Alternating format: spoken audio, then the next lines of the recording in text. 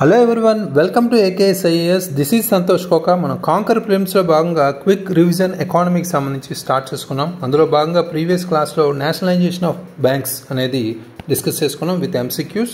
అయితే ఈరోజు topic money market. So day 25కి సంబంధించి ఈరోజు మనీ మార్కెట్ ఏంటి, మనీ మార్కెట్లో డిఫరెంట్ ఇన్స్ట్రుమెంట్స్ ఏమి యూజ్ చేస్తారనేది చూద్దాం. అయితే మనీ మార్కెట్ అంటే ఏంటి? ఫస్ట్ ఇటు ఫైనాన్షియల్ మార్కెట్లో భాగంగా మనం చూసుకుంటే ఇది ఒక పార్ట్గా మనం చెప్పుకోవచ్చు. ఇక్కడ మనకి ఒక షార్ట్ టర్మ్ బారోయింగ్ కావచ్చు, లెండింగ్ కావచ్చు జరుగుతుంది. అంటే యూజువల్గా మనకి 1 ఇయర్ కన్నా తక్కువ ఉండే ఈ షార్ట్ టర్మ్ బారోయింగ్ అంటే అప్పులు ఇవ్వడం తీసుకోవడం అనేవి ఇక్కడ ఈ మార్కెట్లో జరుగుతాయి. దాన్ని మనం మనీ మార్కెట్ అనేది పిలుస్తాం. అంటే ఇది ఎందుకు ఉపయోగకరం అంటే ముఖ్యంగా లిక్విడిటీ ఏదైతే ఉందో ద్రవ్యతకు సంబంధించి మనం మేనేజ్ చేయొచ్చు. అంటే నిర్వహణ అనేది నిర్వహించవచ్చు ఈ లిక్విడిటీకి సంబంధించి. అదేవిధంగా షార్ట్ టర్మ్ ఫైనాన్షియల్ నీడ్స్ కోసం కూడా మనం ఫుల్ఫిల్ చేసుకోవడం కూడా ఇది మనీ మార్కెట్ అనేది ఉపయోగపడుతుంది. ఇక్కడ మనకి ఇంపార్టెంట్ మేజర్ కాంపోనెంట్స్ ఏమున్నాయి సింపుల్ ఎక్స్ప్లెనేషన్తో ప్రాక్టికల్ ఎగ్జాంపుల్తో మనం 1 by 1 చూద్దాం. సో అయితే ఫస్ట్ మనకి ట్రెజరీ బిల్స్ అంటే టీ బిల్స్ అని మనం యూజువల్గా పిలుస్తుంటాం. ఇవి ఒక షార్ట్ టర్మ్ ప్రామిసరీ నోట్స్గా మనకి ఇష్యూ చేస్తుంది RBI అంటే గవర్నమెంట్ తరపున, రైట్. సో అయితే ఇవి మనీ ఏవైతే ఉన్నాయో షార్ట్ పీరియడ్లో అప్పు తీసుకోవడానికి సంబంధించి ఇవి ఉపయోగిస్తారు. అంటే స్వల్పకాలానికి రుణాలు తీసుకోవడానికి ప్రభుత్వం తరపున RBI జారీ చేసే ఒక స్వల్పకాలిక వాగ్దాన నోటు అంటే ప్రామిసరీ నోటుగా మనం ఇది సింపుల్గా చెప్పుకోవచ్చు, రైట్. సో అయితే దీని మెచ్యూరిటీ పీరియడ్ ఎంత ఉంటుందంటే 14 రోజుల నుంచి 364 days వరకు ఈ మెచ్యూరిటీ పీరియడ్ అయితే ఉంటుంది. అయితే ఇక్కడ ఎటువంటి ఇంట్రెస్ట్ పే చేయాల్సిన అవసరం లేదు. బట్ ఇక్కడ ఒక డిస్కౌంట్ అయితే ఇష్యూ చేస్తారు. అదేవిధంగా ఫేస్ వాల్యూకి సంబంధించి రెడీమ్ అయితే ఇక్కడ ఉంటుంది, రైట్. సో అంటే ఇక్కడ మేజర్గా ఫేస్ వాల్యూ బిలో మనకి సోల్డ్ చేసే అవకాశం అయితే ఉంటుంది, కానీ డిస్కౌంట్ పర్టికులర్గా ఇంట్రెస్ట్ అనేది పే చేయదు అనేది ఇక్కడ గమనించాలి. అయితే నెగోషియల్ ఇన్స్ట్రుమెంట్స్ అనేది ఇక్కడ మనం మాట్లాడుకుంటే ముఖ్యంగా ఫ్రీలీ ట్రాన్స్ఫరబుల్గా మనం చెప్పుకోవచ్చు. అంటే నెగోషియల్ ఇన్స్ట్రుమెంట్స్ రూపంలో ఫ్రీగా మనం ట్రాన్స్ఫరబుల్ అయ్యే అవకాశం అయితే ఇది ఉంటుంది. ఫర్ ఎగ్జాంపుల్ ప్రాక్టికల్గా మనం మార్కెట్ రిలేటెడ్గా మనం ఒక ఎగ్జాంపుల్ చెప్పుకుంటే, ఫర్ ఎగ్జాంపుల్ గవర్నమెంట్ ఏదైతే ఉందో అది 100 రూపీస్ సంబంధించి టీ బిల్ని 95 రూపీస్కే ఇచ్చింది అనుకోండి, రైట్. సో అప్పుడు మనం 95 రూపీస్ పే చేస్తే సరిపోతుంది, కానీ మనం ఆఫ్టర్ మెచ్యూరిటీ 100 రూపీస్ అనేది మనం పొందుతాం, రైట్. సో ఇక్కడ మనకి 5 రూపీస్ ఏదైతే డిఫరెన్స్ ఉందో అవే మన ఎర్నింగ్స్, రైట్. సో ఇది ప్లస్గా మనం చెప్పుకోవచ్చు, రైట్. సో అయితే ఇక్కడ కీ ఫీచర్ ఏంటి?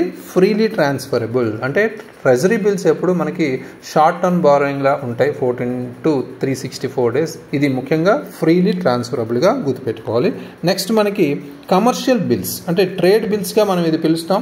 ఇక్కడ ముఖ్యంగా క్రెడిట్ కొనుగోలుకు సంబంధించి కారణంగా ఒక బిజినెస్ వాళ్ళు ఇంకొక బిజినెస్కి డబ్బు చెల్లించాల్సిన అవసరం వచ్చినప్పుడు ఇది కొన్ని అగ్రిమెంట్స్ అనేవి క్రియేట్ చేసుకుంటాయి అనమాట, right. For example return agreements ఉంటాయి. ఇక్కడ ఒక బిజినెస్ నుంచి ఇంకో బిజినెస్కి మనీ ట్రాన్స్ఫర్ అవుతుంటుంది ఆ అగ్రిమెంట్ ప్రకారం, రైట్. క్రెడిట్ పర్చేజ్కి సంబంధించి, రైట్. సో ఇవి మనకి ఇక్కడ మేజర్గా గుర్తుపెట్టుకోవాలి. అయితే ఈ మెచ్యూరిటీ టైం ఏంటంటే 90 days తర్వాత, అంటే 90 daysకి సంబంధించి యూజువల్గా మనకు ఉంటుంది, రైట్. సో అయితే ఇక్కడ మార్కెటబుల్కి సంబంధించి ఇది ఫ్రీలీ మార్కెటబుల్గా మనం చెప్పుకోవచ్చు. అంటే ఆల్మోస్ట్ ట్రెజరీ బిల్స్గా ఫ్రీలీ ట్రాన్స్ఫరబుల్, బట్ ఇక్కడ ఇవి కమర్షియల్ బిల్స్ అనేవి ఫ్రీలీ మార్కెటబుల్గా మనం చెప్పుకోవచ్చు. ఫర్ ఎగ్జాంపుల్ ఇక్కడ ప్రాక్టికల్ ఎగ్జాంపుల్ మనం చెప్పుకుంటే, సపోజ్ ఒక కంపెనీ తన యొక్క గూడ్స్ మనకి 10 lakhsకి సంబంధించి ఒక రిటైలర్కి అమ్మారు అనుకోండి, రైట్. సో రిటైలర్కి క్రెడిట్ రూపంలో ఒక 10 lakhsకి సంబంధించిన గూడ్స్ అమ్మారు అనుకోండి. ఆ కంపెనీ ఒక బిల్ అనేది ఇష్యూ చేస్తుంది. ఏంటది? Pay 10 lakh rupees after 90 days. ఎందుకంటే మనకు ఆ మెచ్యూరిటీ టైం పీరియడ్ 90 days కాబట్టి, రైట్. సో అయితే ఆ రీటైలర్ దీన్ని యాక్సెప్ట్ చేస్తాడు, making it A legally binding promise. అంటే ఇది అగ్రిమెంట్ రూపంలో నడుస్తుంది కాబట్టి ఒక యాక్సెప్టెన్స్ అనేది రీటైలర్ దగ్గర ఉంటుంది ఈ అగ్రిమెంట్కి. అంటే ఇతను 10 lakh 90 days తర్వాత 10 lakh కంపల్సరీ పే చేయాల్సిన అవసరం అయితే ఉంటుంది. ఇది లీగల్లీ బైండింగ్ అంటే చట్టపరంగా కట్టుబడి ఉంటుందన్నమాట, రైట్. సో ఇది గుర్తుపెట్టుకోవాలి. అయితే బ్యాంక్స్ అనేవి ఈ బిల్స్ ఏవైతే ఉన్నాయో అవి బ్యాంక్స్ మళ్ళీ డిస్కౌంట్ రూపంలో పొందవచ్చు, రైట్. సో అంటే ఫుల్ వాల్యూ తర్వాత వాళ్ళకి తీసుకోవచ్చు. బ్యాంక్స్ అనేవి డిస్కౌంట్ రూపంలో ఇక్కడ తీసుకుంటారు. దీన్నే మనం డిస్కౌంటబుల్ లేదా డిస్కౌంటింగ్ ఆఫ్ బిల్స్గా మనం పిలుస్తాం. అంటే ఏంటి? ఇక్కడ ముఖ్యంగా ఒక కంపెనీ నుంచి రీటైలర్ అనేవాడు కొంటున్నాడు, అది మనం కమర్షియల్ బిల్స్గా మనం చెప్తున్నాం, రైట్? లేదా ట్రేడ్ బిల్స్ లేదా బిల్స్ ఆఫ్ ఎక్స్చేంజ్గా కూడా మనం చెప్పుకోవచ్చు. అయితే ఇక్కడ ముఖ్యంగా ఈ పే ఏదైతే ఉందో, ఈ బిల్ ఏదైతే ఉందో, ఈ బిల్స్ లాంటివి బ్యాంక్స్ అనేవి డిస్కౌంట్ రూపంలో పర్చేజ్ చేస్తే తీసుకుంటే వాటినే మనం డిస్కౌంటింగ్ ఆఫ్ బిల్స్గా మనం పిలుస్తాం. ఇది కూడా ఎగ్జామినేషన్ ప్రాసెస్లో మేజర్ కాన్సెప్ట్ కన్నా సబ్ టాపిక్లో అడిగే అవకాశం ఉంది, రైట్? సో నెక్స్ట్ మనకి కమర్షియల్ పేపర్ సిపిగా పిలుస్తాం. ఇవి మనకి 1990 టైంలో వ్యాగల్ కమిటీ రికమెండేషన్ ద్వారా ఇవి ఇంట్రడ్యూస్ అయ్యాయి 1990 టైంలో, రైట్? సో అయితే ఇది ఒక అన్సెక్యూర్డ్ ప్రామిసరీ నోట్గా మనం చెప్పచ్చు. అంటే లార్జ్ కార్పొరేషన్, అంటే పెద్ద పెద్ద కార్పొరేషన్లు ఏవైతే ఉన్నాయో మినిమం నెట్వర్త్ అంటే 5 crore లాంటి మినిమం నెట్వర్త్ ఉన్న రిక్వైర్మెంట్ బట్టి ఈ పెద్ద పెద్ద కార్పొరేషన్లు అనేవి అన్సెక్యూర్డ్ ప్రామిసరీ నోట్గా ఇష్యూ చేస్తాయి, రైట్? ఈ మెచ్యూరిటీ టైం పీరియడ్ అయితే మనకి 14 రోజుల నుంచి 12 నెలల వరకు ఈ టైం పీరియడ్ అయితే ఉంటుంది. అయితే మల్టిపుల్ టైమ్స్ అంటే మనకి మల్టిపుల్స్ ఆఫ్ 1 lakh ఏదైతే ఉందో మినిమం 25 lakhs అయితే మినిమం ఇష్యూ అనేది ఇక్కడ జరుగుతుంది, రైట్? సో అయితే ఇక్కడ షార్ట్ టర్మ్ లోన్స్గా మనకి బ్యాంక్స్కి ఇష్యూ చేస్తారు. బెస్ట్ ఎగ్జాంపుల్ మనం ప్రాక్టికల్ ఎగ్జాంపుల్ మనం ఇక్కడ చెప్పుకుంటే ముఖ్యంగా for example Tata Motors company 50 crores rupees 6 నెలలకి 50 crore రూపీస్ అవసరం అనుకోండి, రైట్? 50 కోట్లు వాళ్ళకి అవసరం 6 నెలలకు సంబంధించి. అప్పుడు వీళ్ళు సిపి ఏదైతే ఉందో కమర్షియల్ పేపర్ అనేది ఒక డిస్కౌంట్ రేట్కి వీళ్ళు ఇష్యూ చేస్తారు. బ్యాంక్ ఏం చేస్తుంది, ఈ కమర్షియల్ పేపర్ని కొనుగోలు చేస్తుంది ఎంతకి 48 కోట్లకి, రైట్? సో బట్ ఇక్కడ రిసీవ్ చేసేది 50 crores అట్ మెచ్యూరిటీ లెవెల్. అంటే మెచ్యూరిటీ పీరియడ్ టైంకి సంబంధించి బ్యాంక్ అనేది 48 కోట్లు చెల్లించి 50 కోట్లు తీసుకుంటుంది, రైట్? ఇక్కడ డిస్కౌంట్ అనేది వస్తుంది, రైట్? సో ఇది టాటా మోటార్స్కి 50 కోట్లు 6 నెలలకి అవసరమైనప్పుడు ఈ కమర్షియల్ పేపర్ ఏదైతే ఉందో అది ఇష్యూ చేసి బ్యాంక్స్ దగ్గర నుంచి 50 కోట్లు పొందుతుంది అనేది ఇక్కడ తెలుసుకోవాలి, రైట్? సో నెక్స్ట్ మనకి ఇంపార్టెంట్గా సర్టిఫికేట్ ఆఫ్ డిపాజిట్ సిడి, అంటే ఇది మనకి 1989లో వ్యాగల్ కమిటీ రికమెండేషన్ పరంగానే ఇది ఇష్యూ చేశారు. అయితే ఇక్కడ ఇంట్రడ్యూస్ చేశారు. అయితే ఇది బ్యాంక్స్ ఏవైతే ఉన్నాయో అగెనెస్ట్ ఫిక్స్డ్ డిపాజిట్ రూపంలో ఇవి ఇష్యూ చేస్తాయి. అంటే ఇండివిజువల్స్ కావచ్చు, ఇన్స్టిట్యూషన్స్ కావచ్చు, ఎవరైతే ఉన్నారో వాళ్ళు ఇక్కడ కొన్ని ఫిక్స్డ్ డిపాజిట్స్ అనేవి బ్యాంక్స్లో పెడతారు, రైట్? దానికి అగెనెస్ట్గా బ్యాంక్స్ అనేవి ఇష్యూ చేసేవి సర్టిఫికేట్ ఆఫ్ డిపాజిట్స్. అంటే ఇవి 15 days నుంచి 3 years time period, fixed maturity time period అయితే ఉంటుంది. అయితే ఇవి ఇంచుమించు మనకి ఎఫ్డీస్ ఏవైతే ఉన్నాయో ఫిక్స్డ్ డిపాజిట్స్ లానే ఉంటాయి, కానీ కొంత ట్రేడబుల్గా మనం అంటే మార్కెట్లో ట్రేడబుల్, నెగోషియబుల్గా ఇవి కనిపిస్తాయి. అంటే what is the difference between fixed deposit and certificate of deposit అంటే మనం ఈ సర్టిఫికేట్ ఆఫ్ డిపాజిట్ అనేవి ట్రేడబుల్ అండ్ నెగోషియబుల్ అని ఇక్కడ మనం సింపుల్గా గుర్తుపెట్టుకోవాలి, రైట్? సో అయితే ఇక్కడ ఇవి ముఖ్యంగా సేమ్ మనకి ప్రీవియస్ కమర్షియల్ పేపర్ లాగానే మల్టిపుల్స్ ఆఫ్ 1 lakh రూపంలో మనకి మినిమం 25 lakh ఇక్కడ ఇష్యూ చేస్తాయి అనేది గుర్తుపెట్టుకోవాలి. ఫర్ ఎగ్జాంపుల్ ప్రాక్టికల్ ఎగ్జాంపుల్ మనం ఇక్కడ తీసుకుంటే ముఖ్యంగా ఒక కంపెనీ 1 crore డిపాజిట్ చేసింది అనుకోండి ఒక బ్యాంకులో, రైట్? సో ఆ బ్యాంక్ సంబంధించి ఇది సిడి రూపంలో ఇక్కడ చెప్పచ్చు. అంటే సిడి సర్టిఫికేట్ ఆఫ్ డిపాజిట్ అనేది ఇక్కడ అది పొందుతుంది ఆ కంపెనీ. అయితే అది క్యాష్ అనేది మెచ్యూరిటీ టైం పీరియడ్ బిఫోర్ కావాలి, అవసరమైతే కంపల్సరీ ఈ సిడి అనేది అమ్ముతుంది, సెల్ చేస్తుంది సెకండరీ మార్కెట్లో instead of breaking the FD. అంటే ఫిక్స్డ్ డిపాజిట్ ఏదైతే ఉందో అది బ్రేక్ చేయకుండా ఈ సెకండరీ మార్కెట్లో ఈ సర్టిఫికేట్ ఆఫ్ డిపాజిట్ని అమ్ముతుంది, రైట్? సో అంటే ఇక్కడ అవసరానికి బట్టి క్యాష్ అనేది మెచ్యూరిటీ టైం ముందే అవసరమైతే ఈ పర్టికులర్ సర్టిఫికేట్ ఆఫ్ డిపాజిట్ అనేది అమ్మడం జరుగుతుంది సెకండరీ మార్కెట్లో, right? Instead of breaking the fixed deposit అనేది ఇక్కడ గుర్తుపెట్టుకోవాలి, రైట్? సో అయితే next important discount and finance house of Indian limited, right? So ఇది ఒక కార్పొరేషన్ ఆర్ కంపెనీగా మనం గుర్తుపెట్టుకోవాలి. 1988లో వ్యాగల్ కమిటీ రికమెండేషన్స్ పరంగా దీన్ని ఎస్టాబ్లిష్ చేశారు. ఇది ఒక ఆర్బీఐ సబ్సిడరీ, అంటే ఆర్బీఐ అనుబంధ సంస్థగా మనకి స్థాపించడం జరిగింది 1988లో, రైట్?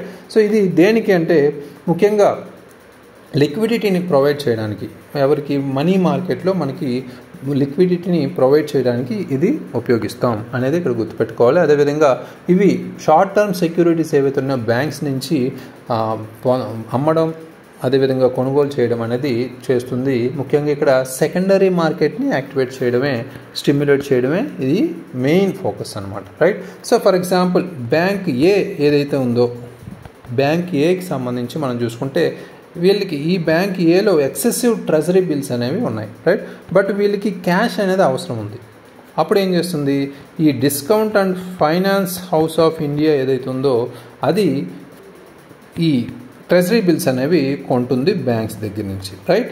సో అయితే ఈ డిఎఫ్హెచ్ఐ ఏదైతే ఉందో అంటే discount and finance house of India ఏం చేస్తుంది, అదే ఒక లిక్విడిటీ రూపంలో, అంటే ఇది లిక్విడిటీ ఇచ్చి అంటే మనీ ఇచ్చి బ్యాంక్ ఏకి ట్రెజరీ అనేది ఏదైతే ఉందో ట్రెజరీకి సంబంధించి ట్రెజరీ బిల్స్ అనేవి తీసుకుంటుంది, రైట్. అవి బై చేస్తుంది, రైట్. సో ఇక్కడ again DFHI discount and finance house of India limited ఏం చేస్తుంది, ఈ ఏవైతే ట్రెజరీ బిల్స్ ఉన్నాయో అది నెక్స్ట్ బ్యాంక్, ఇంకొక అనదర్ బ్యాంక్ బి అనుకోండి, బ్యాంక్ బికి సెల్ చేస్తుంది అనమాట, రైట్. సో ఇది ఒక ప్రాసెస్లో జరుగుతుంది.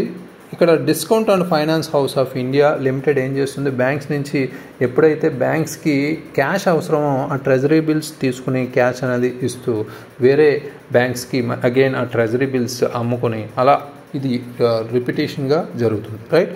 సో ఇది మేజర్గా discount and finance house of India limited గురించి గుర్తుపెట్టుకోవాలి. Next last important sub topic ఏంటంటే ఈ మనీ మార్కెట్లో గిల్ట్ ఎడ్జ్డ్ మార్కెట్, అంటే ఇది గవర్నమెంట్ సెక్యూరిటీస్ మార్కెట్గా మనం చెప్పుకుంటాం. అంటే ముఖ్యంగా గవర్నమెంట్ అనేది ముఖ్యంగా సెమీ గవర్నమెంట్ సెక్యూరిటీస్ ఏవైతే ఉన్నాయో వాటిని మార్కెట్ చేయడమే మేజర్ ఉద్దేశం. ఇది సపోర్ట్ అయితే మనకి ఆర్బీఐ సపోర్ట్ అనేది ఉంటుంది, బెస్ట్ క్వాలిటీ గవర్నమెంట్ సెక్యూరిటీస్ మార్కెట్కి ఇది చెప్పుకోవచ్చు. ఇక్కడ మేజర్గా risk free and highly liquid, అంటే గవర్నమెంట్ గ్యారంటీస్ రీపేమెంట్ అనేది ఇక్కడ జరుగుతుంది. ఫర్ ఎగ్జాంపుల్ ఇక్కడ బెస్ట్ ఎగ్జాంపుల్ మనం చెప్పుకున్న రూపంలో అర్థం చేసుకుంటే ఒక బ్యాంక్ అనేది గవర్నమెంట్ బాండ్స్కి సంబంధించి ఇన్వెస్ట్ చేస్తుంది, అది కంపల్సరీ మనీ అనేది రిటర్న్ తీసుకుంటుంది. అంటే బ్యాంక్ అనేది గవర్నమెంట్ నుంచి ఇక్కడ గవర్నమెంట్ బాండ్స్లో ఇన్వెస్ట్ చేస్తుంది, కంపల్సరీ మనీ బ్యాక్ అనేది వస్తుంది, రైట్. ఇక్కడ సెక్యూరిటీ అనేది ఉంది కాబట్టి, రైట్. అదేవిధంగా ప్రైవేట్ కంపెనీస్ మీద షేర్స్ సంబంధించి ఇన్వెస్ట్ చేస్తే అది రిస్క్ కాబట్టి ఇక్కడ మేజర్గా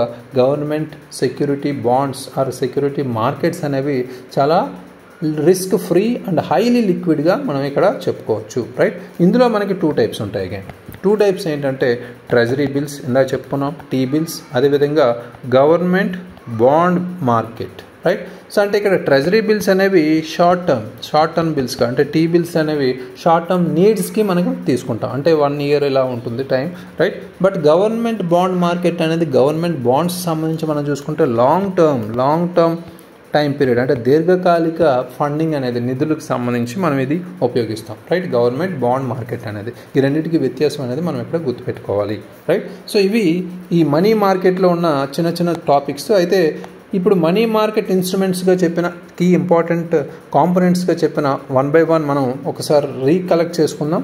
టీ బిల్స్ అనేవి మనకి గవర్నమెంట్ షార్ట్ టర్మ్ లోన్గా మనం ఇక్కడ చెప్పుకుంటాం. అదేవిధంగా కమర్షియల్ బిల్స్ ఏవైతే ఉన్నాయో బిజినెస్ టు బిజినెస్ క్రెడిట్ ప్రూఫ్గా మనం ఒక అగ్రిమెంట్ రూపంలో చెప్పుకోవచ్చు. నెక్స్ట్ మనకి కమర్షియల్ పేపర్, అంటే బిగ్ కంపెనీస్ ఎవరైతే ఉన్నారో వితౌట్ సెక్యూరిటీ ఇక్కడ బారోయింగ్ అనేది జరుగుతుంది. అదేవిధంగా సర్టిఫికేట్ ఆఫ్ డిపాజిట్, అంటే బ్యాంక్స్ ట్రేడబుల్ ఫిక్స్డ్ డిపాజిట్, అంటే ఫిక్స్డ్ డిపాజిట్కి సర్టిఫికేట్ ఆఫ్ డిపాజిట్కి ఒకటే, ట్రేడబుల్ ఆర్ నెగోషియబుల్ అనే సింపుల్ డిఫరెన్స్ అనమాట, రైట్. సో నెక్స్ట్ మనకి discount and finance house of India లిమిటెడ్కి సంబంధించి మనం మాట్లాడుకుంటే ఇది మనీ మార్కెట్ లిక్విడిటీ ప్రొవైడర్గా మనం చెప్పుకుంటాం, right. So next guilt edged market, అంటే గవర్నమెంట్స్ బెస్ట్ క్వాలిటీ సెక్యూరిటీస్, అంటే risk free highly liquidity and liquid అనేది ఇక్కడ మనం మేజర్గా చెప్పుకోవచ్చు గిల్ట్ ఎడ్జ్డ్ మార్కెట్ అంటే, రైట్. సో అంటే ఈ పర్టికులర్ మనీ మార్కెట్ ఇన్స్ట్రుమెంట్స్ అనేవి, మనీ మార్కెట్ అనేది ఎందుకు ఇంపార్టెంట్ అంటే ముఖ్యంగా ఎగ్జామినేషన్ సంబంధించి మనకి ఎకానమీ సిలబస్ ఏది తీసుకున్నా, అంటే యూపీఎస్సీ కావచ్చు, టీజీపీఎస్సీ లాంటివి కావచ్చు, మనీ మార్కెట్ అనేది ఒక కీ టాపిక్గా చెప్పుకోవచ్చు. యూపీఎస్సీ ఎస్పెషల్లీ ఇలాంటి టాపిక్స్ నుంచి మనకి ఎక్కువగా గతంలో చూసుకుంటే టీ బిల్స్ గురించి, అదేవిధంగా సిపీస్ మనకున్న కమర్షియల్ పేపర్ కావచ్చు, అదేవిధంగా మనకి సిడీస్ సర్టిఫికేట్ ఆఫ్ డిపాజిట్స్ కావచ్చు, ఈ discount and finance housing of India limited సంబంధించి కావచ్చు, మానిటరీ పాలసీ రిలేటెడ్గా క్వశ్చన్స్ అయితే ఎక్కువగా అడిగే మనీ మార్కెట్ సంబంధించి ఇన్స్ట్రుమెంట్స్, రైట్. సో అయితే క్వశ్చన్స్ అనేవి ఏ విధంగా ఫ్రేమ్ చేస్తారు, మెచ్యూరిటీ పీరియడ్స్ మీద అడిగే అవకాశం ఉంది, లేదా ఇన్స్టిట్యూషన్స్ ఏవైతే ఇష్యూ చేస్తున్నాయో వాటి గురించి అడిగే అవకాశం ఉంది. ట్రేడబిలిటీ అంటే ఇక్కడ మనం చెప్పుకున్నాం, so certificate of deposit tradable, negotiable ఈ సందర్భంగా అడిగే అవకాశం ఉంది కనెక్టెడ్గా, రైట్. సో ఎవరు ఇష్యూ చేస్తారు, ఆర్బీఐ గవర్నమెంట్ తరపున ఆర్బీఐ ఇష్యూ చేస్తుందా, ఇలాంటివి కన్ఫ్యూజ్ చేస్తూ ఈ పర్టికులర్ టాపిక్ నుంచి అడిగే అవకాశం ఉంది. Static and basic and fundamental కాబట్టి please revise it. So number of times మనం రివైజ్ చేస్తే ఈజీగా ఏ టైప్ ఆఫ్ క్వశ్చన్ ఎలా కన్ఫ్యూజ్ చేసి అడిగినా మీరు ఈజీగా అటెంప్ట్ చేసే అవకాశం ఉంటుంది. Thank you very much. All the very best.